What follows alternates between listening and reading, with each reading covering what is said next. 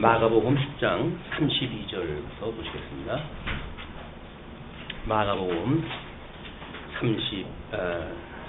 10장 32절.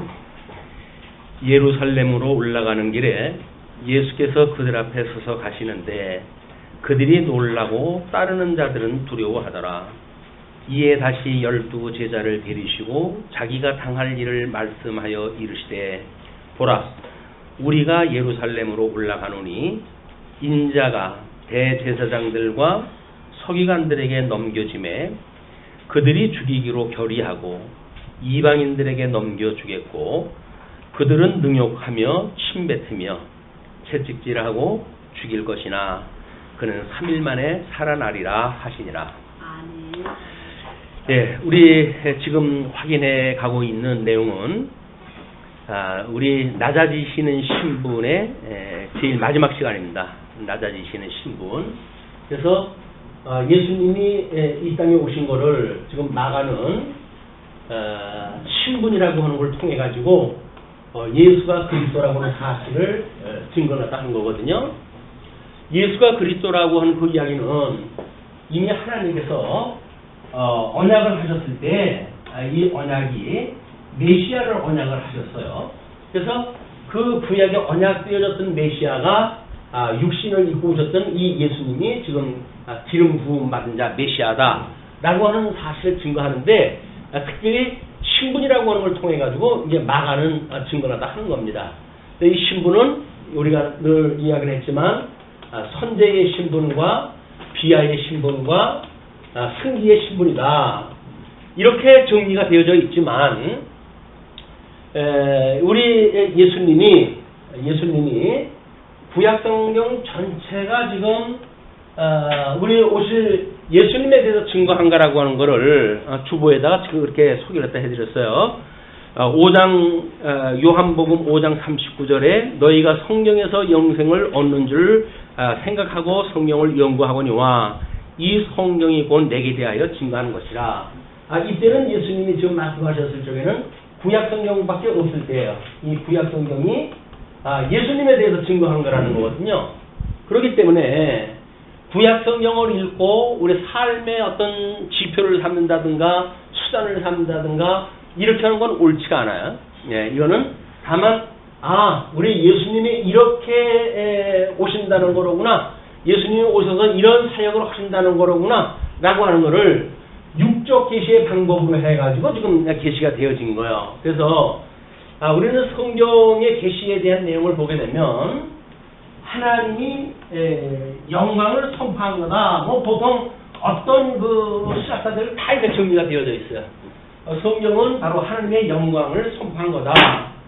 그러므로 이 영광 선포를 받았던 백성들이 어떤 반응을 일으키느냐에 대한 것을 백성들 자체가, 이 인간 자체가 무엇인가를 해간다고 생각하는 사람들을 우리가 인본주의라고 이렇게 이야기를 하는 거예요. 인본주의다. 그러면 우리 이제 하나님의 이 영광 선포되어진 사람 이 연포를 구해가지고 백성에게 주는데 웨스트민스터 신앙 고백에서는 이렇게 이야기를 합니다. 하나님의 그 계시의 말씀을 깨달은 성도들은 이 하나님을 영화롭게 하고 이 이야기에 인간들이 하는 그 일, 마땅한 본분은 하나님을 영화롭게 하고 이분 한 분만으로 즐거워하는 것이다. 이렇게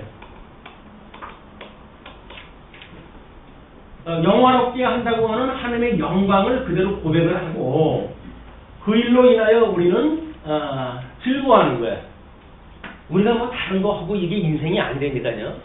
여기서 무언가를 우리가 나름대로 인생을 계획을 세우고 그걸 이름으로 해가지고 내가 즐거움을 찾겠다고 하는 그 이야기는 성경적인 즐거움이 아니에요. 성경적인 즐거움은 바로 우리 하나님이 이렇게 언약대로 메시아를 보내주시고 그 메시아가 이제 만사를 이루신다는 거거든요. 그러니까 세계의 모든 섭리는 메시아를 언약하고 메시아를 성취하시는 것이 이게 하나님의 사역이에요. 하나님이 하시는 일이 무엇인가? 천지 창조를 다 하시고 그리고 언약 섭리를 하시고 성취 섭리를 다 하시는데 메시아를 언약을 하시고 그 메시아를 성취하신 것이 하나님이 하시는 일이에요. 오늘 하나님이 하시는 일을 이 영광 선포를 우리는 보는 거예요. 성경을 통해 가지고 하나님은 그러신 분이로군요. 이걸 깨달아 이제 우리가 깨닫게 하시기 위해서 우리한테 영광을 선포해서 주셨는데 우리는 마땅히 하나님의 말씀을 듣고 깨닫게 되어지게 되면 하나님이 정말 그러시군요. 하나님이 영화로우신 분이로군요. 당신만이 찬양을 받으실 분이로군요. 라고 해서 하나님 앞에 찬양을 돌리고 우리는 찬양하는 즐거움을 가지고 살아가는 거예요. 인생 복잡한 거 아닙니다. 물론 이제 우리가 삶 속에서 살다가 보게 되면 별별 일이 다 있으니까 복잡한 일이지만 우리 천지 창조되어진 하나님의 그런 원리를 통해서 보게 되면 아주 궁극적인 거예요. 그냥 하나님을 영화롭게 하고 그 일로 인하여 즐거워하는 것, 이것이 인생의 본분이라니까요. 우리 인생의 본분이 무엇이냐? 라고 이야기를 하는데 인간의 본분이 어쩌고 저쩌고 해가지고 이렇게 사회학적으로 이야기하는 건 다 뻥이에요. 뻥. 그거 잘못하게 되면 이 사람들 전부 머리가 돌아버려요. 왜? 그걸 따라가지고 다 이루어야 되니까. 그걸 우리가 인본주의라고 그러는 거거든요. 근데 우리 성령께서 영광 선포하신 것을 깨닫게 하시게 되면 우리 백성들은 당연히 그 본분을 깨달아가지고 하나님을 찬양하는 일이 그렇게 즐거운 거예요. 그것 때문에 우리도 오늘 이렇게 예배당을 찾은 겁니다. 하나님 말씀도 듣고 그래서 그 하나님의 지금도 살아계시다고 하는 걸 이제 믿어지는 거 아니에요? 지금도 살아계시다. 그런데 지금은 당군 이래 최대의 복을 누리는 대한민국에서 우리가 살고 있으니까 하나님이 살아계시건 살아계시지 않건 그렇게 우리한테 관심이 크게 없어요. 왜냐하면 없어도 불편한 게 없으니까. 하나님이 없어도 불편한 게 없어요.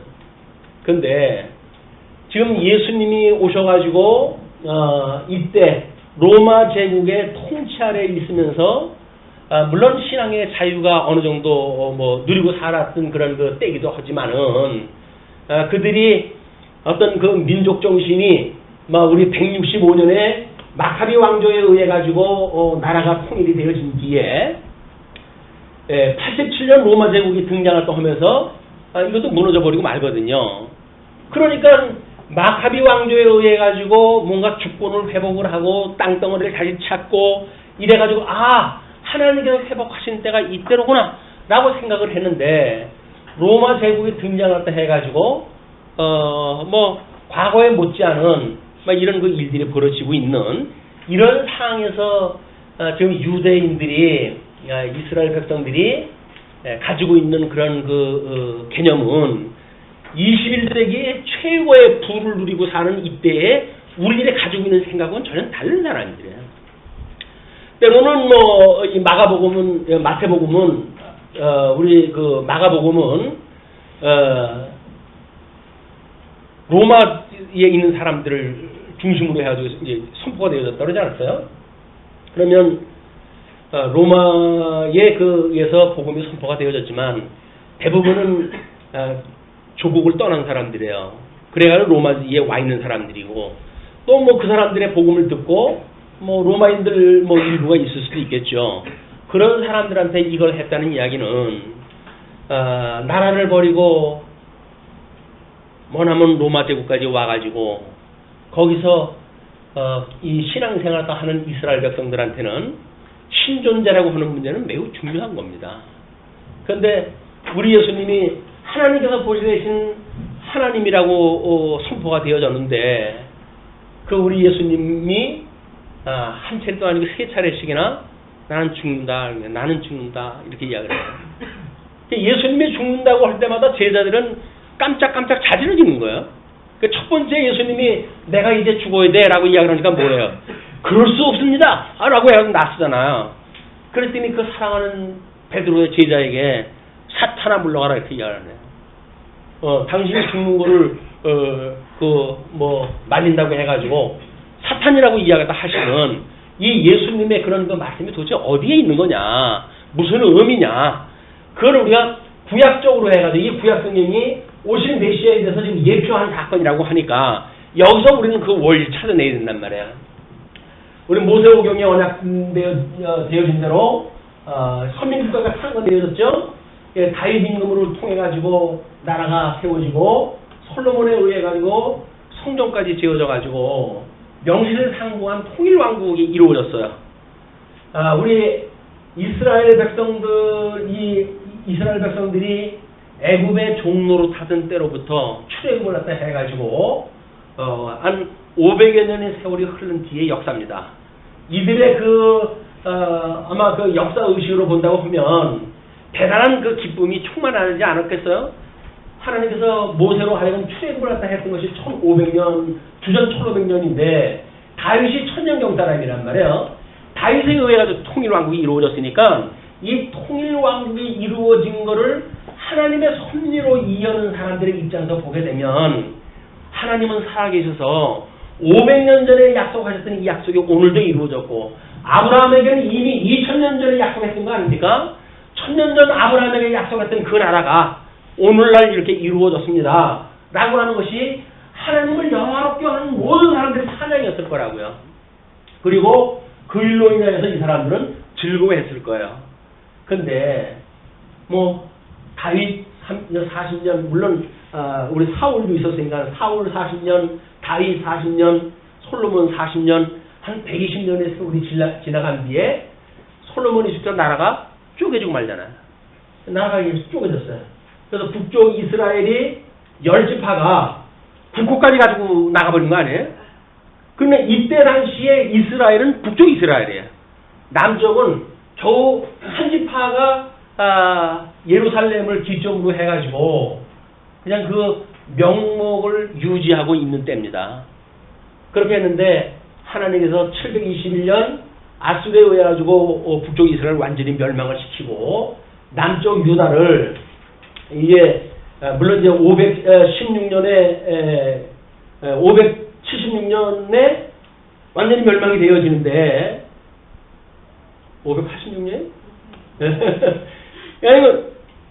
이 멸망되어지는 그 단계를 보니까 이제 여기서 이들이 609년이라고도 이야기하는데 609년, 그 다음에 597년, 그 다음에 586년 해가지고 세 차례 바벨론의 이 공격에 의해 가지고 나라를 완전히 포로로 끌려가고 형편무인지경이 된 거예요.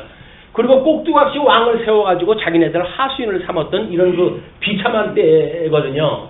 그런데 마지막 586년에 끌려갈 적에는 성전까지 불이 타요.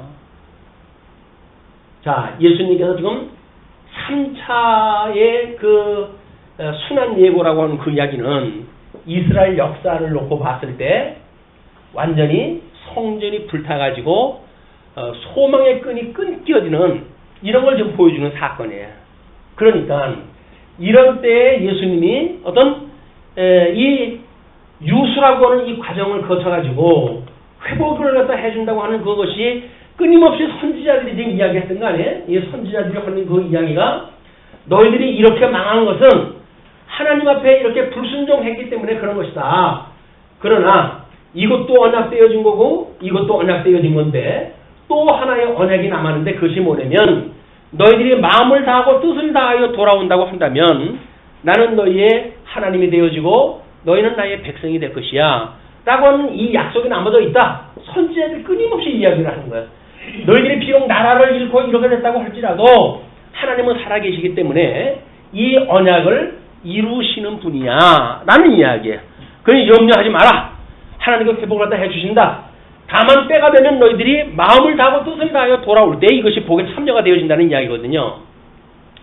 자, 이런 구약의 역사를 예수님이 오셨을 때의 모든 유대인들은 익히 잘 알고 있는 역사였어요.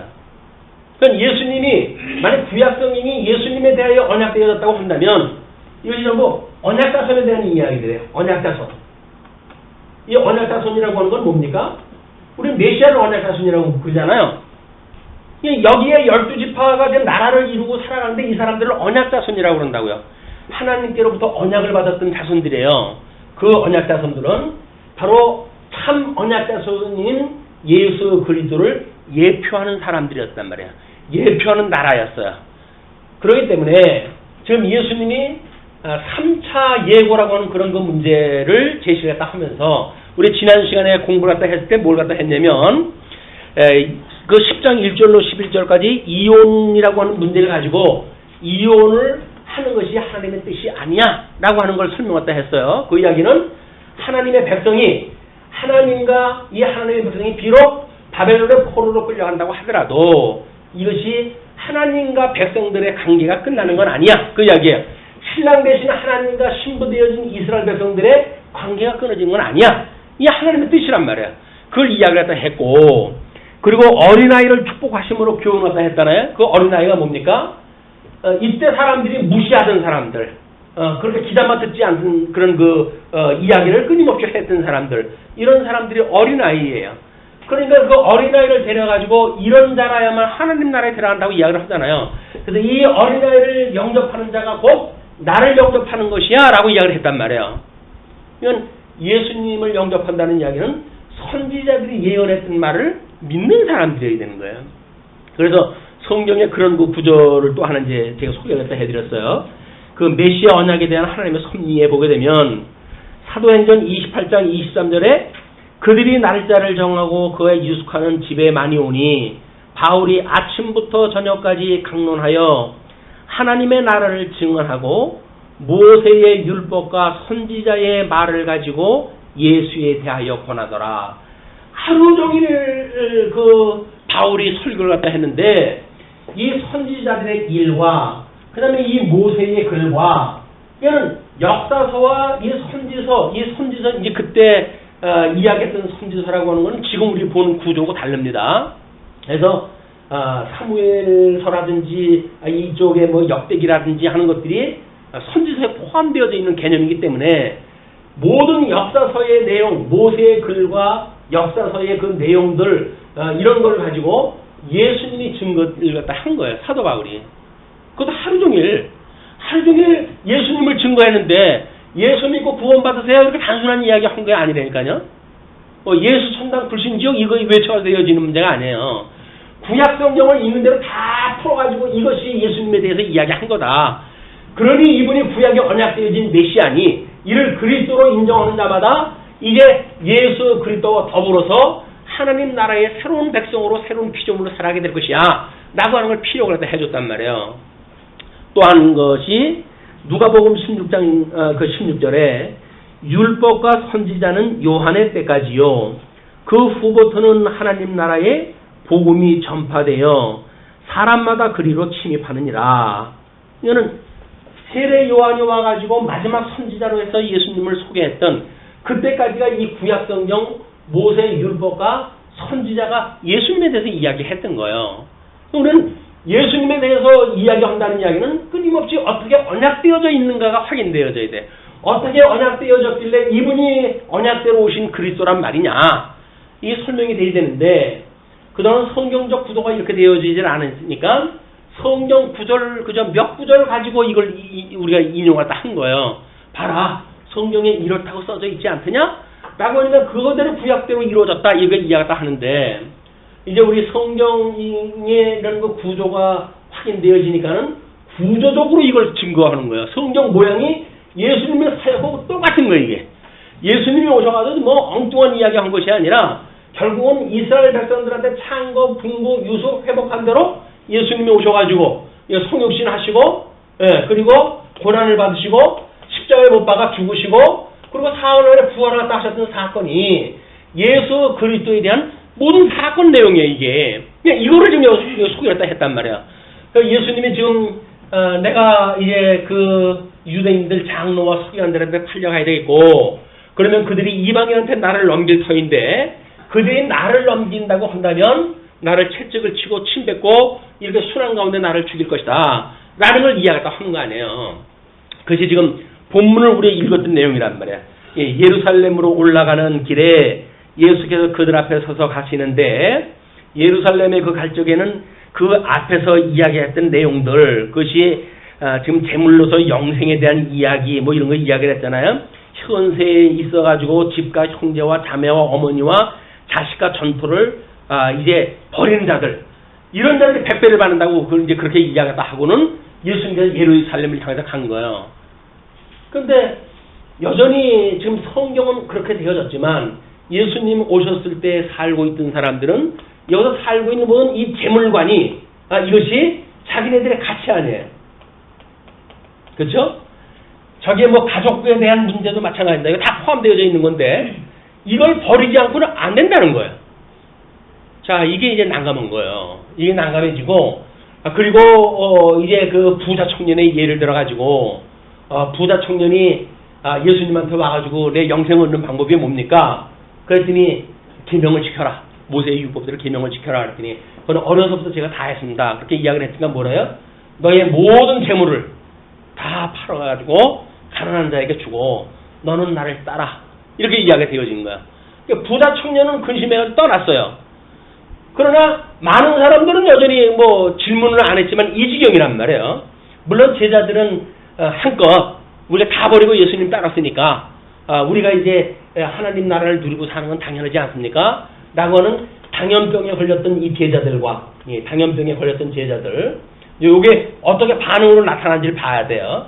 그리고 질문은 안 했지만 그 부자 청년이 했던 그 질문에 나몰라라 할 수 없는 동질의 사람들 이런 그 사람들이 가지고 있는 고민거리 이걸 다 가지고 지금 이 고민거리와 이 당연히 여기는 제자들과 예수님을 따라가지고 예루살렘으로 가는 거야. 그 상황을 뭐라고 설명을 하셨냐면 그들이 놀라고 따르는 자들은 두려워하더라. 이렇게 됐을 때 이에 다시 12 제자를 데리시고 자기가 당할 일을 말씀하여 이르시되 보라 우리가 예루살렘에 올라가노니 인자가 대제사장들과 서기관들에게 넘겨짐에 그들이 죽이기로 결의하고 이방인들에게 넘겨주겠고 그거대로 되어지죠. 지금 유대인들은 이제 로마에다가 이제 고발을 갖다 하니까 본디오 빌라도가 이제 그때 총독으로 와 있던 사람 아닙니까? 그래서 우리가 사도신경으로 고백을 갖다 할 때마다 본디오 빌라도에게 고난을 받으사 끊임없이 그 이야기 갖다 하는 거야. 십자가에 못 박아 죽으시고 그래서 그의 그 저주는 예수님을 죽였던 그 저주는 우리 신앙 고백 끝낼 때까지 이제 할 거야. 우리 입방에 쓰는 거야. 본디오 빌라도에게 고난을 받으사 저주를 받을 자요. 그런 그 이야기예요. 그 인생은 이렇게 출생을 갖다 해가지고 살았던 모든 사람들 중에 하나 아닙니까? 근데 그 사람의 공부는 뭐예요? 예수님 팔아버리는 걸로 해가지고 자기 인생을 전부 끝나버린 거예요. 그걸로. 자기뿐만 아니라 자기 대대손손 그냥 모든 예수 믿는 사람들한테 본디오 빌라도에게 고난을 받으사라고 해서 예수님을 십자가에 죽었던 원흉으로 해가지고 저주를 갖다 이제 입에 오르내리는 이런 사람이었단 말이에요. 이 사람이 그걸 가지고 즐거워했을까요? 물론 뭐 자기는 그 부경화를 누리고 그 일을 다 했으니까 예수님을 때까지만 하더라도 자기 권세를 누리고 살았겠죠. 그러나 그야 뭐 큰 질병으로 해가지고 하나님께 치여가지고 뭐 헬롯도 마찬가지지만 하나님 앞에 그 징벌을 받았다고 하는 그런 그 내용들이 이제 역사가 하는 이야기입니다. 그런데 지금 예수님이 이렇게 자기들 결의하고 넘겨줘야 되겠고 또 능욕하고 침뱉고 채찍질하고 죽일 것이다. 그러나 내가 사흘 만에 살아날 것이다라고 하는 그 이야기는 이 구약의 역사서를 그대로 해석하다 하는 거예요. 사도행전에서는 사도 바울이 그걸 역사서를 가지고 모세의 글과 선지자의 글을 가지고 예수를 그리스도라고 증거했지만 마가복음에서 지금 마가가 하는 그 이야기는 뭡니까? 예수님께서 이 선지서의 글을 가지고 당신이 십자가에 못 박아 죽임을 당할 거를 이야기를 하고 있다는 거예요. 지금 예수님이 그 이야기를 다 하고 있으니까 35절로 45절 보게 되면 이제 상황이 바뀌게 되는데 세베대의 아들들과 성김의 교훈이 소개가 되어져요.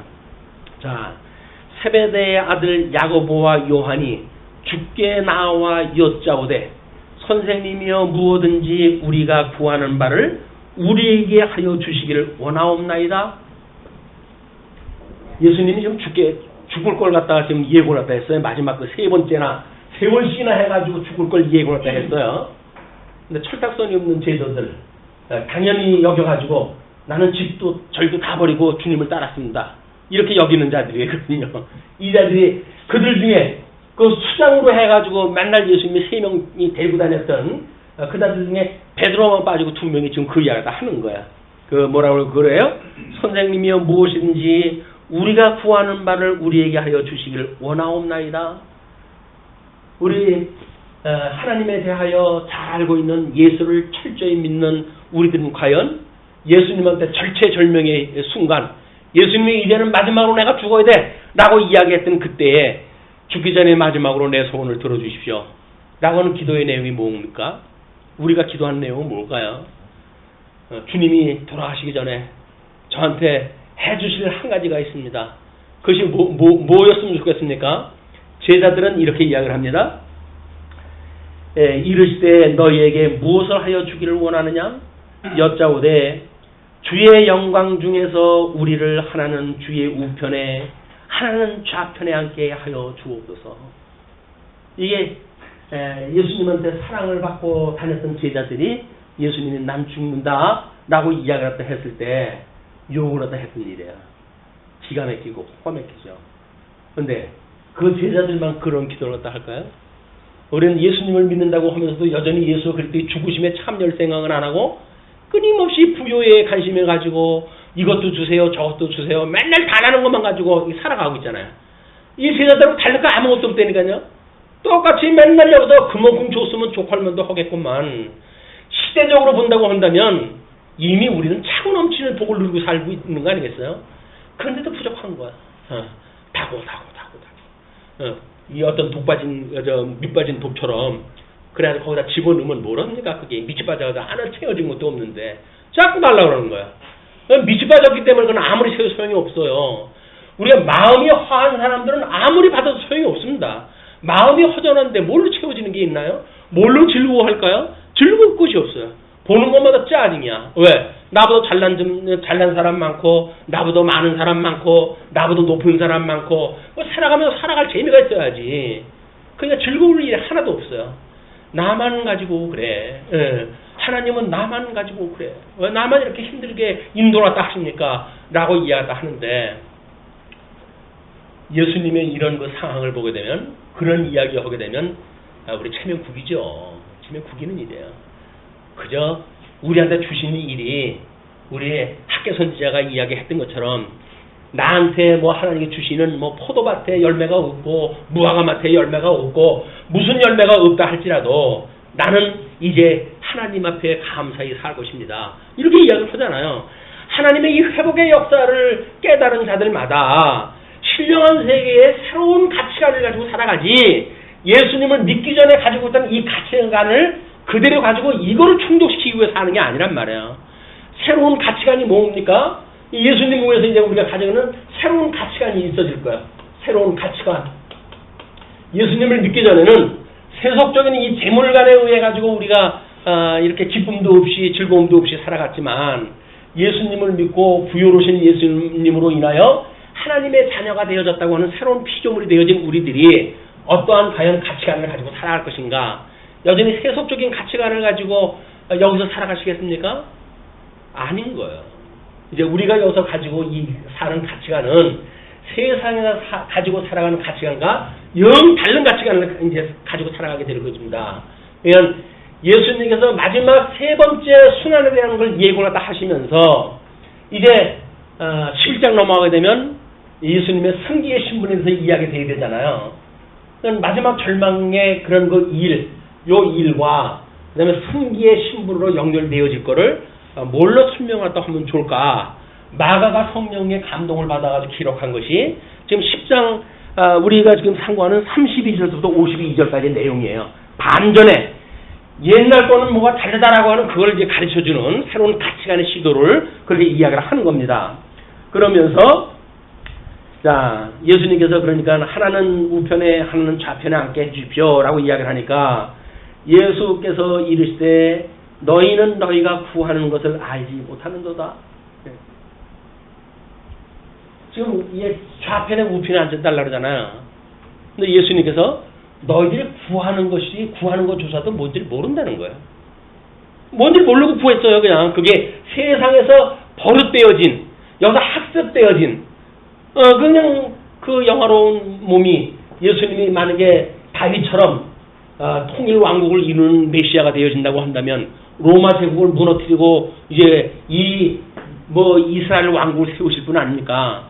그렇다고 한다면 그때 당시에 나를 왼편에 나를 오른편에 앉혀주십시오. 이야기를 했던 거야. 여전히 육적 계시의 방법으로 메시아를 보았던 사람들의 오해란 말이에요. 그러니까 알지 못한다 그러죠. 자, 알지 못한다 그러는 것이 어떻게 우리는 성경에서 확인될까요? 예수님이 돌아가셨을 때 왼편 오른편에 있던 사람이 누구예요? 강도예요. 강도. 이 사람들은 뭘 구한지 모르고 그냥 구한 거야. 예수님이 십자가에 못 박혔을 때는 왼쪽 오른쪽 강도가 지금 못에 박혀져 있었다니까요. 그러니까 예수님 뭐라 그래요? 거기서 예수께서 너희들이 그렇게 알지 못하는도다 해놓고 내가 마시는 잔을 너희가 마실 수 있느냐? 예수님이 마시는 잔이 뭐예요? 십자가에 돌아가시는 사건이에요. 근데 그게 뭔지도 모르고 그냥 달라고 그러니까 예수님께서 너희들이 알지 못한다 이렇게 이야기를 하잖아요. 그래서 예수님 물어봐요. 내가 받는 세례를 너희가 받을 수 있느냐? 라고 물어요. 세례가 뭐예요 이게? 이게 불세례예요. 이게 불세례. 물론 이제 요한에 의해 가지고 물세례를 받고 이제 그 십자가상의 불세례를 통해 가지고 구약 성경에 언약되어진 세례가 두 가지가 나타났다고 그랬죠. 하나는 이제 이거는 물론 우리 노아의 물심판에 대한 예표적인 걸 이루시는 것이 불심판으로 이루어지지만 그 물심판과 불심판에 대한 거를 이스라엘 이 역사를 통해 가지고 끊임없이 우리가 계시가 되어졌잖아요. 그래서 이스라엘 백성들이 출애굽을 했다 했을 때 어디로 나온다고요? 바다를 건너가지고 나와요. 바다 속에 들어가면 다 죽는 일인데 하나님 바닷길을 열어가지고 이들을 출애굽을 시키잖아요. 그러므로 민족 물세례를 갖다 받았단 말이야. 이 언약자손이 받았던 물세례를 예수님께서 우리 세례 요한을 통해 가지고 그 문을 여신 거예요 이제. 그래서 내가 이제 구약에 언약되어진 메시아다. 내가 너한테 세례를 받는 것이 합당하니 나한테 세례를 갖다 베풀어라 라고 이야기했다 해서 세례를 받았단 말이에요 예수님이. 그러나 또 받을 불세례가 있다 라고 이야기를 했는데 이스라엘 백성들이 출애굽을 갖다 해가지고 소돔과 고모라의 이런 불심판에 의해 가지고 하나님께서 재물을 따랐던 사람들을 다 불태워 죽이는 사건이 일어나잖아요. 요게 롯의 몇 식구예요? 4식구, 5식구만 겨우 구원을 받는 거예요. 다른 사람들은 다 불로 태워가지고 없애버리고. 5식구만 나와가지고 이제 뭐 롯의 그 가족사가 이루어진단 말이에요. 이렇게 되듯이 예수님께서 진정한 이 불세례를 받는다는 이야기는 소돔과 같은 인간의 쾌락을 추구하고 살아가는 모든 세계관으로부터 새로운 가치관으로 노연하지 않으면 안 되는 거예요. 그러니까 구원을 받는다는 이야기는 여기서 죽어야 돼요. 여기서 죽어야 여기서 사는데 이것도 누리고 이것도 누리고 그걸 양다리라고 해요. 양다리.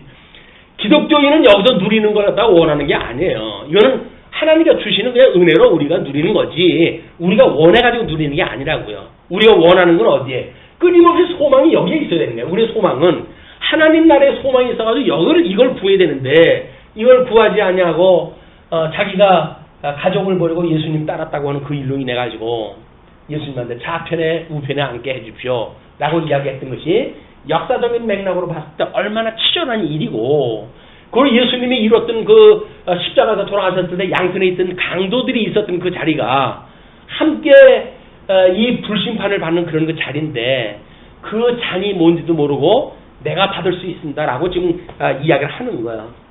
그러니까 내가 받는 세례를 너희가 받을 수 있느냐라고 했더니 그들이 말하되 할 수 있나이다. 예수님께서 할 수만 있으면 이 쓴 자를 나한테 넘겨주자 했던 이야기 아닙니까? 이 사람들은 예수님보다 더 잘났어. 그래서 자기는 할 수 있다는 거예요. 그래가지고 할 수 있나이다 라고 이야기도 해요. 그러니 예수께서 이르시되 너희는 내가 마시는 잔을 마시며 내가 받는 세례를 받으려니와 그 이야기는 뭐예요? 이제 예수 그리스도의 부활 사건이 있고 예수님의 이 고난의 사건 끊임없이 이 낮아지는 신분이 주님 몸된 교회를 통해 가지고 이루어지는 거 아닙니까? 그래서 우리 이제 그 옥중서신의 거를 우리가 우리 신분에 대한 증거로 이야기를 했어요. 옥중서신에 대한 내용들이 대부분 우리 주님의 몸된 교회의 낮아지는 신분을 통해 가지고 천상에서 통치하시는 예수 그리스도다라고 하는 증거를 갖다 했단 말이에요. 그래서 뭐 여기서 예를 들어서 빌립보서라든지 이런 데에서 끊임없이 낮아지는 그런 그 이치를 가르치고 하는 것이 바로 마가복음에서 언약되어진 것이 이루어지는 교회사의 역사예요. 그러니까 하나님께서 복음서를 통해서 언약했던 것은 서신서를 통해서 주님께서 이루시는 거야. 이 지상에서 약속했던 것들이 지금 하나님 보좌 우편에서 성령을 보내주셔서 당신께서 다 이루신단 말이야. 그러니까 하나님의 의라고 하는 그 이야기는, 그래서 성령 구절에 그걸 또 하나 소개해드렸죠. 자, 우리 고린도 후서 7장 1절 보시게 되면, 그런즉 사랑하는 자들아, 이 약속을 가진 우리는 하나님과 두려운 가운데서 거룩함을 온전히 이루어 육과 영의 온갖 더러운 것에서 자신을 깨끗게 하자. 여기서부터 이 죄의 저주로부터 자유를 갖다 입자, 그런 그 이야기예요. 그런데 거기에서 그렇게 하는 방법이 뭡니까? 히브리서 12장 2절을 보니까 믿음의 주여 또 온전케 하시는 이인 예수를 바라보자. 그는 그 앞에 있는 기쁨을 위하여 십자가를 참으사 부끄러움을 개의치 아니하시더니 이 부끄러움, 수치를 당하는 일들, 이런 것들을 개의치 않으셨어요. 왜냐하면 그 앞에 있는 기쁨을 위하여, 이 부활을 갖다 해서 하나님의 영광을 드러내는 놀라운 그 영광의 사역을 위해 가지고 부끄러움을 개의치 아니하시더니 하나님 보좌 우편에 앉으셨느니라. 우리 주님은 이 사건이 끝나고 여기서 성육신하시고 고난받으시고 십자가에 못 박아 죽으시고 부활하시고 이 사건이 끝나고 승천을 갖다 하신 거예요. 이 승천을 갖다 하셔가지고 우리 하나님 보좌 우편에 계시면서 성령을 보내주셔가지고 주님의 몸된 교회를 주님께서 통치를 하는 거예요. 그리고 나중에 이 통치를 받은 자와 안 받은 자를 위해 가지고 재림을 통해서 심판하다 하러 오시는 거예요. 이제 여기서 통치를, 예수님의 통치를 받았던 순종하던 자들이냐, 믿음으로 살았던 자들이냐, 아니면 예수님 믿는다고 그러면서도 여전히 지가 뭘 했다고 주장하는 자들이냐, 이거는 예수님이 심판하다 하시는 거예요. 그래서 양쪽에 양무리와 염소무리를 재판할 때 뭐라 그래요? 내가 주를 위하여 뭘 하였나이다 라고 하는 자들마다 나는 너 아는 적도 없어. 그 이야기 아니에요. 다 멸망시켜버린다는 거예요. 그러나 이 통치에 의해서, 주님의 통치에 의해서 성령의 열매를 맺은 자들마다 저는 죄가 한 게 없습니다 라고 이야기를 하잖아요. 근데 하나님께서 지극히 작은 자에게 한 것이 곧 나에게 한 것이야 라고 상을 주신다니까요. 이게 믿음이에요. 소위 믿음이라고 하는 것이 주님께서 천상에 그냥 계신 것이 아니라 지금도 살아 계셔서 하나님 보좌 우편에서 우리들을 직접 통치를 하신단 말이에요. 우리의 이런 말씀으로 해가지고 우리를 양육하고 우리를 이 말씀으로 해가지고 살아가게 하시는 역사가 우리로 하여금 믿음으로 이걸 살게 하시는 거예요. 그래서 로마서 사도 바울은 하나님의 그 복음에는 하나님의 의가 나타나서 믿음으로 믿음에 이르게 하나니, 오직 의인은 뭘로 산다고요? 믿음으로 사는 거예요. 우리가 뭘 해서 사는 것이 아니라 주님께서 일단 통치하신다고 하는 사실을 믿고 그 통치에 순종을 하면서 사는 이런 그 우리라고 하는 그것이, 이게 믿음으로 사는 사람들의 순종인 거야. 그냥 자기가 억지로 순종한 것이 아니라 주님께서 하신다고 하는 걸 믿는 거라니까요. 언약하시는 하나님께서 언약대로 이루신다고 하는 사실을 믿는 거예요. 근데 그 그리스도가 지금도 살아계셔가지고 우리를 위하여 직접 통치를 다 하시고 우리로 하여금 복을 주어가지고 순종하는 자리에 두셨단 말이에요. 그런 예수 그리스도를 우리가 믿는 거라니까. 그런 예수를 믿는 거예요. 그런 예수를. 그런 예수를 안 믿으니까 여기서 이래야 되고 뭘 저래야 되고 여기서 공로를 쌓아야 되고 별하별 소리를 하는 겁니다. 그것이 아니라 주님께서 지금도 살아계셔가지고 우리의 직접 머리가 되시고 주님의 몸된 교회의 머리가 돼가지고 우리의 이 몸을 온전한 몸으로 이루어 가시는 거예요. 예수님의 형상까지 이루도록 완성을 시켜 가신단 말이에요. 그저 완성되어지는 날 우리 하나님 그 나라를 아버지께 바칠 거예요. 이제 그럼 그 나라에 우리가 들어가져 있으니까 우리가 하나님 나라 누리고 사는 거 아닙니까? 믿음으로 사시는 겁니다. 믿음으로 사시는 거예요. 뭘 해야 된다, 무슨 사역이. 오늘 아침에 잠깐 그 교회 오는데 뭐 봤더니 교회 거기 창립이라고 이야기를 하고, 창립 20주년이 되는데 우리들이 해야 될 일들을 아주 쭉 나열을 갖다 하는데 참 대단하더라고요. 그 역사가 해야 될 일들이 아멘으로 화답하는 모든 성도들이 거기 참여할 거라고 믿습니다. 근데 그런 거 아니에요. 주님의 몸된 교회는 주님께서 직접 통치하다 하시는 거예요. 그 통치하신다고 믿어지니까 그냥 그분이 믿어지는 그 예수님을 믿는 거예요 우리가. 그래서 이 믿음이라고 하는 거는 온전케 하시는 예수를 우리가 바라보는 거지. 그래서 내가 뭘 해야 된다고 주저넘어 생각하는 게 아니란 말이에요. 우리가 예수님 이름 이외에 무슨 우리 이름으로 나오게 되면 그건 가차없이 잘라버립니다. 우리 이름이 여기서 나타나면 안 돼요. 우리는 여기 다 죽었는데 무슨 이름이 있어요. 우리는 다만 예수 그리스도라는 새로운 피조물로 예수 그리스도의 생명에 의해 가지고 만들어가는 우리의 새로운 피조물로 살아가는 성도들이다. 그래서 이런 성도들이 가지고 있는 믿음을 가지고 이걸 우리가 뭐 청직이라고 이렇게 이야기한다. 청직이 우리의 종교개혁 이후에 그들이 어떻게 복음을 위해 살았는지 뭐 청지기 사상이니 뭐 이렇게 이야기를 하는데 하나님의 종으로 살아가는 거예요. 여기서 하나님이 우리를 구원했다고 하는 그런 그 종으로 우리가 종답게 살아가는 일인데 종이 종처럼 살아야지 종이 주인처럼 사니까 그건 예수님 믿는 게 아니란 말이에요. 자, 그러니까 거기서 이제 그 내 좌우편에 앉는 것을 내가 줄 것이 아니라 누구를 위하여 준비되었든지 그들이 얻을 것이니라. 예수님께서 그렇게 이야기를 해요. 그러면서 이제 그 이야기를 듣고 열 제자가 듣고 야고보와 요한에 대하여 화를 내거늘 시기심이 작동을 할 수밖에 없죠. 지네들만 좌편 우편에 앉고 싶습니까? 나머지도 마찬가지지. 근데 나머지는 엄두도 안 냈던 이야기 아니겠어요? 근데 예수님이 늘 3명만 데리고 이제 뭐 변화산도 올라가시고 뭐 겟세마네 동산도 할 때 그 3명만 더 특별히 가까이 앉혀놓고 그러셨잖아요. 수제자 종류란 말이에요. 이게 그 수제자급. 제자들이 그랬을 거야. 예수님, 쟤네들하고 저렇게 어울려 다닐 때부터 내가 알아봤어. 그게 했을지 몰라. 그러니까 그 2명한테 이제 화를 갖다 내는 거예요. 열 제자가 듣고 야고보와 요한에 대하여 화를 내거늘 예수께서 불러다가 이르시되 이방인의 집권자들이 그들을 임의로 주관하고 그 고관들이 그들에게 권세를 부리는 줄을 너희가 알고니와. 그래서 이제 로마 제국의 그런 그 이야기입니다. 이들이 불러가지고 예수님을 죽이는 일을 임의대로 이제 할 거예요. 자기네들 그 좋은 대로 해가지고 그 임의대로 이제 하는 거. 너희들이 그런 것을 다 보고 지금 알고 있는데 그 부리는 줄 알거니와 너희 중에는 그렇지 않을지니 너희 중에 누구든지 크고자 하는 자는 너희를 섬기는 자가 되고. 여러분 너처럼 외편에 앉아달라 이 아래편에 앉아달라 이렇게 이야기를 한다면 예수 그리스도의 그 고난에 참여한다고 한다면 마땅히 예수님처럼 너희들이 낮은 자리로 내려져야지 내려와야지 내려오지 않고 높은 데를 쳐다보는 건 있을 수가 없는 이야기야. 그 이야기야. 예수님이 십자가에 죽으시는 거는 부활하시기 위해서는 죽으셔야 돼. 이분은 이게 죽으셨기 때문에 부활을 갖다가 하게 되어지는 거라니까요. 물론 부활하시기 위해서 죽을 수도 있지요. 근데 부활이라고 하는 것만 여기서 지금 올라오면 안 돼요. 예수님의 죽으심과 부활은 복음의 양면이에요. 양면. 근데 우리는 보통 우리 개신교에 쓰는 십자가는 뭐예요? 빈 십자가 아니에요. 빈 십자가는 예수님이 부활했던 그런 그 십자가란 말이에요. 그래야 죽으심에 참여할 생각은 아무도 안 해요. 그걸 우리 칭의의 복음이 잘못됐다는 동 이런 어줍지 않은 소리가 다 하는데 그렇지는 않습니다.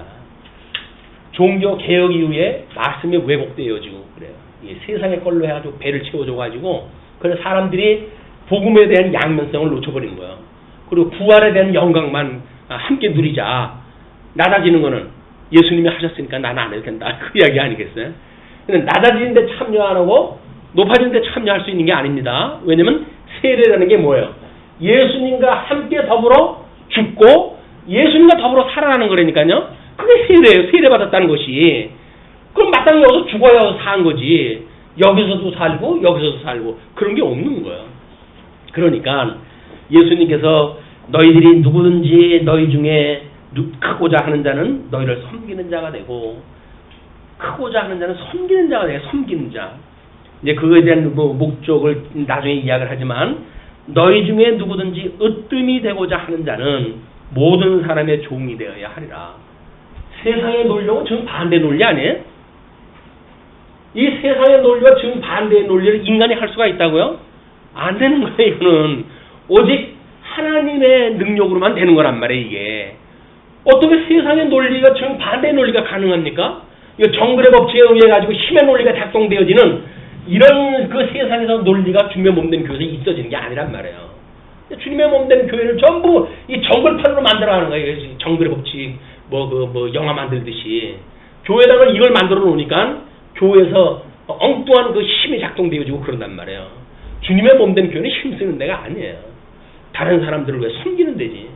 그러니까 섬기기는 그냥 위에서 자꾸 군림을 하고 싶은데 여기서 우리가 보고 배운 게 뭐예요? 우리가 군림하는 걸 보고 배웠잖아요. 그러니까 새로운 피조물이 학습이 안 되어지니까 그냥 이쪽 거를 가지고 써먹으려고 그러는 거예요. 그러니까 이걸 버리고 새로운 학습이 들어야 돼. 새로운 피조물로서의 새로운 학습이 필요하다. 그건 끊임없이 섬기는 도리를 갖다 배우는 거예요. 그러니까 너희 중에 누구든지 으뜸이 되고자 하는 자는 모든 사람의 종이 되어야 하리라. 인자가 온 것은 이 예수님이 구약의 언약대로 왔다고 지금 설명이 되어졌는데 그 온 것은 섬김을 받으려 함이 아니라 도리어 섬기려 하고 자기 목숨을 많은 사람의 대속물로 주려 함이니라. 이 당신의 목숨, 이 목숨이 구약성경에서 이스라엘 백성들이 언약대로 이렇게 나라가 이루어졌지만 유수라고 하는 과정을 겪지 않으면 진정한 나라에 대한 의미를 몰라요. 그러니까 거기에 글 소개해드렸죠. 학계 2장 9절 말씀을 이 성전의 나중 영광이 이전 영광보다 크리라. 만군의 여호와의 말이니라. 내가 이곳에 평강을 주리라. 만군의 여호와의 말이니라. 끊임없이 여기서 하나님이 하신 말씀이 뭐예요? 너희들이 포로로 끌려갔다가 다시 돌아오게 되어졌을 때 이 성전의 영광, 이 영광이 창건되어졌을 때 솔로몬이 지었던 영광보다 더 크다는 거예요, 이게. 근데 사람들은 이 바벨론의 포로로 끌려갔지 그럴 수가 있느냐? 나가지고 국수주의자들 일부는 애굽으로까지 도망가고 그러잖아요. 반대하잖아요. 애굽으로 이 바벨론의 포로로 끄는 걸 반대했다고 하잖아요. 그래서 선지자들은 뭐래요? 하나님의 뜻이 너희들 바벨론으로 끌려가는 거야. 그래 순종하고 끌려가. 그 이야기예요. 그렇게 해야 나중에 회복에 참여할 수가 있으니까. 그런데도 자기네들 생각을 가지고 바벨론의 포로로 끌려가느니 내가 새를 깨물고 죽지 이렇게 해가지고 아주 뜨거운 열의를 갖다 보여주는 사람들도 있겠죠. 그거는 하나님의 뜻이 전부 위배되어진 거야. 하나님의 뜻하고 상관없는 일을 한 거예요. 근데 줄레줄레 그냥 포성줄로 꽁꽁 묶인 채 끌려간 사람들은 하나님의 뜻에 순응하게 되어진 사람들이에요. 힘도 없고 능도 없고 그러니 어떡해요. 바벨론에 그 큰 군대 권세로 해가지고 다 포로로 잡아서 끌고 가는데 항거할 수가 없잖아요. 끌려간 거예요. 그게 성령의 인도함을 받아가지고 시험을 받으러 가는 예수 그리스도의 그런 장면과 같은 거예요. 예수님이 왜 시험을 받으러 가는 성령에 이끌려가는 시험을 받으러 가십니까? 광야로? 이걸 보여주시는 장면이에요. 이게. 우리 예수님이 이 땅에 오셔가지고 수치를 당하신 일이야말로 사망권세를 이기시기 위해 가지고 이 땅에 오신 건데 이 비하의 신분이라고 하는 것이 없이 어떻게 승기의 신분으로 이제 이걸 가지시겠어요. 그러니까 이 세상을 멸하기 위해서 이 땅에 오신 거다. 중보자라고 하는 거는 지금 이 세상에 하나님과 원수되어졌던 인간들을 지금 구원하시기 위한 거 아닙니까? 그렇기 때문에 인간을 구원하다 하시려고 하니까 할 수 없이 인간의 모습을 입고 이 땅에 오신 거예요. 예수님이 인간의 모습을 입었다고 하는 자체가 비하의 신분이란 말이에요. 그런데 그 예수님을 보고 낮아지신 신분은 차치하고 높아진 신분에 대한 것만 관심을 갖고 있는 제자들도 한심하게 짝이 없는 제자들이었다. 근데 성령이 오시기 전까지는 알 수가 없어요. 제자들도 그걸 몰라요. 제대로 깨닫지 못해요. 자, 근데 이제 대속물로 많은 사람의 대속물로 주려 합니다. 이렇게 해가지고 비하의 신분에 대한 걸 이야기를 했어요. 그 다음에 이제 46절로 가게 되면 52절까지 소경 바디메오를 고치는 사건이 소개가 되어집니다. 여기서도 우리가 비교를 갖다 해야 될 그런 그 일들이 있는데 그들이 여리고에 이르렀더니 예수께서 제자들과 허다한 무리와 함께 여리고에서 나가실 때에 디메오의 아들인 맹인 거지 바디메오가 길가에 앉았더라. 뭐가 보여요? 맹인과 거지라고 하는 말이 보여요. 성경에서 거지라고 꼭 집어가지고 이야기하는 얘기가 흔치 않습니다. 근데 왜 여기서 거지라고 하는 이야기를 갖다 했을까요? 마가가 왜 거지라고 하는 말을 맹인 뒤에다가 거지라고 하는 그런 이름을 붙이고 설명할 때 했을까? 이 거지라고 하는 이야기를 들으면서 뭐가 생각이 나십니까? 부자 청년 생각이 안 나십니까? 부자 청년 구원을 받기 위해 가지고 주님 앞에 찾아왔잖아요. 어떻게 하면 구원을 받을 수 있습니까? 라고 이야기를 했잖아요. 그러니까 예수님께서 다 팔고 넌 나를 따라 라고 이야기를 하니까 재물이 많은 이유로 해가지고 근심하며 예수님을 떠나요. 그걸 우리는 포로 기간 동안에 돈 많은 자들이 회복에 참여할 생각을 안 하고 눌러 앉는 사람들에 대한 역사적 사건이라고 소개가 되어졌어요. 그러면 지금 그 거지의 바디메오가 길가에 앉았는데 나사렛 예수시란 말을 듣고 소리질러 이르되 다윗의 자손 예수여 나를 불쌍히 여기소서 하거늘. 자, 여기서는 거지라고 하는 이야기와 맹인이라고 하는 그 두 가지의 어떤 특징을 갖다 집어가지고 마가가 소개를 했어요. 우리는 거지라고 하는 그런 그 사건을 통해 가지고 부자 청년에 대한 걸 이야기할 수가 있고, 이 맹인이라고 하는 걸 가지고는 여기 멀쩡하게 눈 뜨고 예수님 보고 있는 사람들, 모든 사람들의 대비되어진 사람들이에요. 이 사람이 세상 사람들은 다 예수님도 보고 있어요. 그리고 예수님을 줄레줄레 따라다녀요. 또 무슨 일부 얼마를 예수님을 위하여 버렸다고 자랑하는 이 제자들도 있어요. 근데 이 바디메오는 맹인이 돼가지고 그걸 못 봅니다. 그런데 그 맹인은 예수님에 대하여 뭐라고 고백을 했다 합니까? 예. 소리질러 이르되 다윗의 자손 예수여, 다윗의 자손 예수여. 이 다윗의 자손으로 오셨던 그 예수님은 이스라엘 백성들의 나라를 세우신 분 아니에요. 다윗이 이 이스라엘 백성들의 나라를 창건했던 분 아니에요. 그러면 이 예수님으로부터 그의 나라가 이루어질 것을 알고 있는 바디메오란 말이에요. 이 나라가 예수님으로 말미암아 이루어질 거예요. 그러니까 그의 의와 나라를 구하라고 주님께서 이야기를 하셨잖아요. 그의 나라는 누구로부터 시작이 돼야 된다고요? 주님으로 만들어지는 나라예요. 주님으로. 그러니까 그 맹인은 예수님을 볼 수 없는 그 맹인인데도 불구하고 바로 자기가 예수를 향해 가지고 다윗의 자손 예수라고 고백을 한다. 그렇게 했을 때 그 많은 사람이 꾸짖어 잠잠하라. 많은 사람은 누구예요? 맹인이 아는 사람들. 맹인이 아는 사람들. 그런 사람들을 요즘 이제 우리가 뭐 사회학적으로 표기할 때 정상인 이렇게 이야기를 하는 거예요. 아니죠. 비장애인 이렇게 쓰는 거예요. 비장애인. 비장애인이란 말이에요. 그 사람들은. 이 사람들을 장애인이라고 그래요. 그리고 이 사람들을 비장애인이라고 그래요. 비장애인. 옛날에는 뭐라 그랬어요?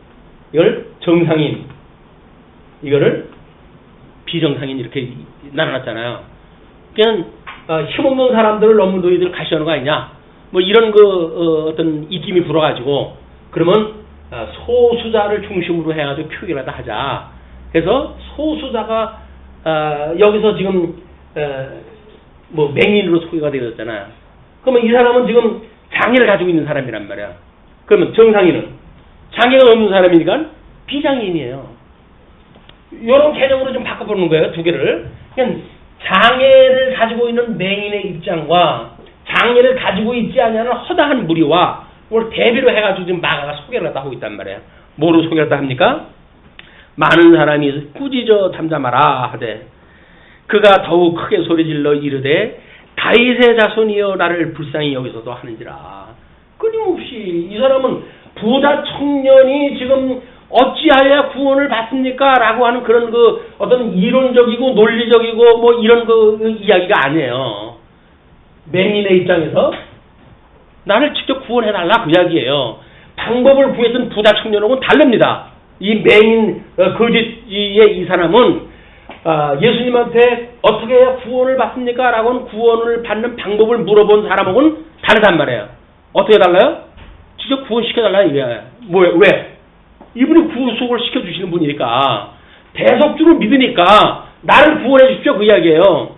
부자 청년은 어떻게 해야 구원을 받습니까? 뭐 자기가 방법만 알려주면 내가 할 수가 있다고 생각이 드는 거예요. 그러니까 예수님께서 재물을 갖다가 다 팔아가지고 가난한데 주고 나를 따라라 했더니 재물이 많기 때문에 고민하지 못 가잖아요. 이거 하나 제대로 버리지 못하는 인생이 뭘 예수님을 따라요? 예수님을 따르기는 혀에 발린 이게 거짓말이에요. 거짓말. 빈소리. 다 빈소리.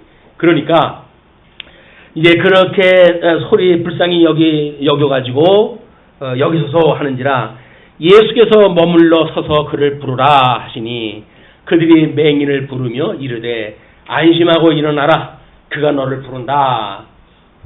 가지고 지네들이 인심 써요. 나 안심하고 그분이 너를 부르신다 해가지고 그랬더니 맹인의 행동을 보십시오. 뭐라고 이야기를 합니까? 맹인이 겉옷을 내버리고 뛰어 일어나 예수께 나오늘.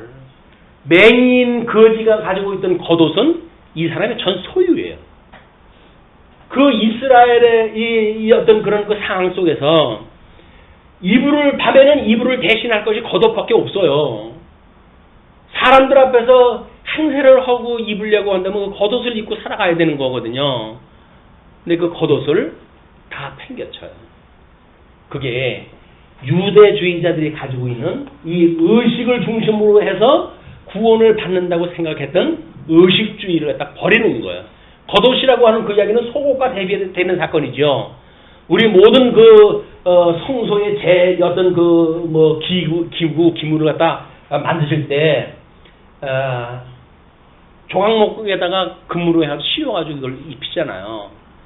속에는 조각목이에요, 조각목. 그러나 하나님께서 그걸 겉에다 금으로 싸가지고 하나님의 기구로 사용하다 하셨단 말이에요. 그러니까 인간이 가지고 있는 이런 겉옷이라고 하는 것은 전부 의식에 의해 가지고 우리가 얽혀져 있는 우리의 이 사상체계. 우리가 어떤 의식을 가지고 살아가는가. 여기서 만든 가치관이라고 하는 의식체계를 가지고 만든 것. 여기서 어떤 우리가 자기는 다예요, 다. 이 세상에 있는 우수 마발에 대한 모든 학문이 포함되어져 가지고 이걸 추구하는 거 아닙니까? 이걸 버렸단 말이에요. 그리고 뭘 찾아가는 거예요? 여기에 새로운 가치관을 찾는 거예요. 세상의 걸로 해가지고 우리의 방법이 없어요. 여기서 죽어야 예수님으로 인하여 우리는 새로운 피조물이 되는 거지. 그래서 인간이 가지고 있는 어떤 이런 허잡스러운 걸 가지고 되어지는 게 아니란 말이에요. 근데 우리는 여전히 이걸 가지고 뭐가 되어진다고 생각이 드니까 그냥 우리는 세상을 낭비하며 살아갈 수밖에 없는 거예요. 왜? 우리 인생의 본분을 성실한 채 하나님을 영화롭게도 하지 않냐고, 하나님으로 하여금 즐거워지도 않냐고, 뭘로 인해 가지고 즐거워하고 나의 일로 인하여 즐거워하고 하나님을 영화롭게 하는 것이 아니라 나의 허영심을 잔뜩 치워주는 것. 이게 뭐예요? 이게 헛된 영광이라고 하잖아요. 헛된 영광. 헛된 영광으로 나를 갖다 높이는 게 뭐예요? 의식주예요. 이 의식을 가지고 나의 가치관을 가지고 그걸 가지고 세상을 우리가 살아가는 거라니까요. 이거 가지고 구원받는 거 아닙니다. 지금 맹인은 겉옷을 내버리고 뛰어 일어나 예수께 나오늘. 부자 청년은 재물이 많아서 예수님을 떠나고 거지는 겉옷을 버리고 예수님을 따라요. 이게 하나님의 심판의 역사라니까요. 낮아지시는 그런 그 이유가 무엇인가? 맹인과 거지와 같이 이렇게 예수님이 왜 이 땅에 이렇게 낮아지셨는가? 그 이야기는 예수님으로 말미암아 새로운 세계를 열어가신다고 하는 걸 보여주는 극적인 사건이란 말이에요. 극적인 사건. 이 세상에 살아서 조금 돈이 없다고 해가지고 구차스럽다고 해가지고 고민됩니까? 그거는 이 본질을 놓치는 거예요. 우리가. 너희들은 무엇을 먹을까 마실까 염려하지 말라는 거예요. 왜? 주님께서 다 아시니까. 언약대로 이루시는 이분을 우리가 믿고 산다고 한다면 그 복음을 담고 있는 이 복음을 담고 있는 우리들의 몸은 이 육체 덩어리, 살 덩어리는 주님께서 이걸 알고 계시다 그 이야기예요. 이것이 소중한 것이 이것이 소중한 것이 아니니까 너희들은 이거를 지키기에 애를 써야지 이걸 위해가지고 갖고 그렇게 폼잡지 말아라 그 이야기예요. 근데 우리는 복음은 온데간데가 없고 이걸 같이 우리는 몸만 자꾸 근사하게 그려 되니까 이 복음이 우리들한테는 없는 거예요. 주님의 몸된 교회 그 높은 그 어떤 건물 그 안에는 왜 예수님이 계시겠죠. 물론 계시겠죠. 그러나 예수님이 성전 허무실 때 보니까 뭐라 그래요? 제자들한테 너희들이 그걸 헐라 미석을 갖다 자랑하잖아요. 제자들이 이게 얼마나 폼납니까? 라고 이야기를 했더니 뭐라 그래요? 헐어버려! 내가 사흘 만에 세울 거야. 근데 그 미석 앞에 그 성문 앞에 앉았던 거지를 기억하십니까? 사도행전에 그가 구원을 받고 기뻐서 들고 뛰잖아요. 그런데 아름다운 미석을 보고 살아왔던 유대인들은 예수님 안 믿어요. 구원에 관심 없는 사람들이에요. 그 사람들이 구원에 관심 없는 사람들이 종교에 무슨 관심이 있어요. 그냥 이 세속에 어떤 여기서 어떻게 사느냐가 관심이 있는 사람들이지 어떤 종교라고 하는 거기에 관심이 없는 사람들이다. 그러나 거기서 복음을 만난 그 안진뱅이는 그 제자들에 의해 아주 구원을 받으니까 기뻐 뛰잖아요. 그 새로운 삶으로 가치를 가지고 살아가는 즐거움이죠. 하나님으로 말미암아 즐거워하는 일이라니까요. 세상의 걸로 즐거워하는 거 아닙니다. 이거 헌신짝거리듯이 버릴 수 있는 것이 경건의 연습에 의한 학습으로 나타나는 열매들이에요. 경건의 연습 만들어지지 않으면 이거에 매여가지고 여기서 종로로 돼야 돼요. 그러나 경건의 연습을 해가지고 하나 둘 베껴버리기 시작했다 해가지고 그리고 나중에 순전한 복음만 가지고 살아갈 수 있는 새로운 세계를 추구하고 살아가는 것이 아마 오늘 이 본문을 통해서 배울 수 있는 내용이라고 보여집니다. 자, 그런데 지금 그렇게 해가지고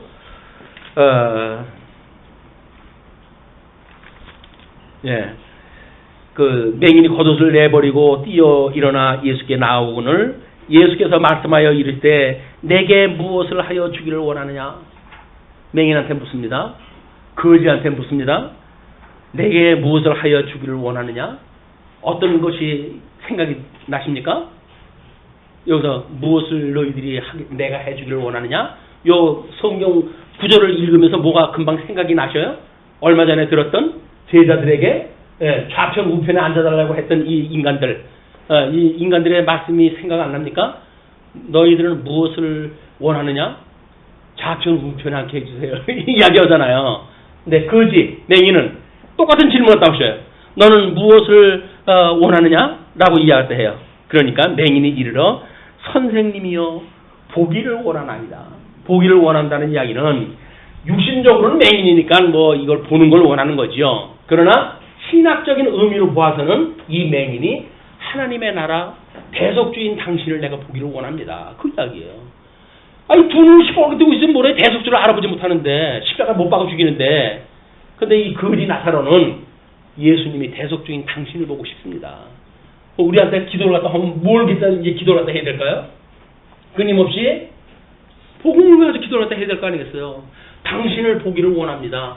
이 복음 예수 그리스도 말씀 이 일용할 양식으로 삼아가지고 끊임없이 당신을 보기를 원합니다. 나와 함께 계신 주님을 내가 만나고 싶습니다. 나에게 위로자 되시는 주님을 만나고 싶습니다. 나에게 소망을 주시는 주님을 만나고 싶습니다. 나의 양식 되시는 주님을 만나고 싶습니다. 이것이 이제 기도가 돼야 되는 거죠.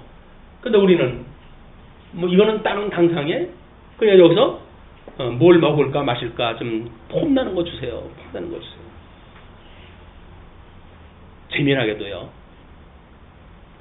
집사람이 김치 담궈놓은 게 국물이 얼마나 시원한지 몰라요. 그런데 뭐 다른 거 뭐 있나요? 뭐 저녁 때 있는 반찬 끄집어내면 김치 나오고 그러지. 김치 국물로 해서 먹으면은 숟가락 넣으면서 하는 이야기가 뭐야? 시원하게 잘 먹었다. 시원하게 잘 먹었다. 기름진 음식 먹어가지고 뭐 저 잘 먹은 거 아니에요. 행복하고 즐거운 마음으로 먹으면 그게 잘 먹은 거죠. 어떻게 잘 사는 겁니까? 잘 사는 것? 하나님으로 인하여 즐거우면서 사는 것이 그게 잘 사는 거라니까요. 여기서 엉뚱한 거 채워가지고 잘 사는 거 아니에요. 그냥 하나님으로 즐거워하는 거 그것이 잘 사는 거예요. 우리 인생에 있어서는.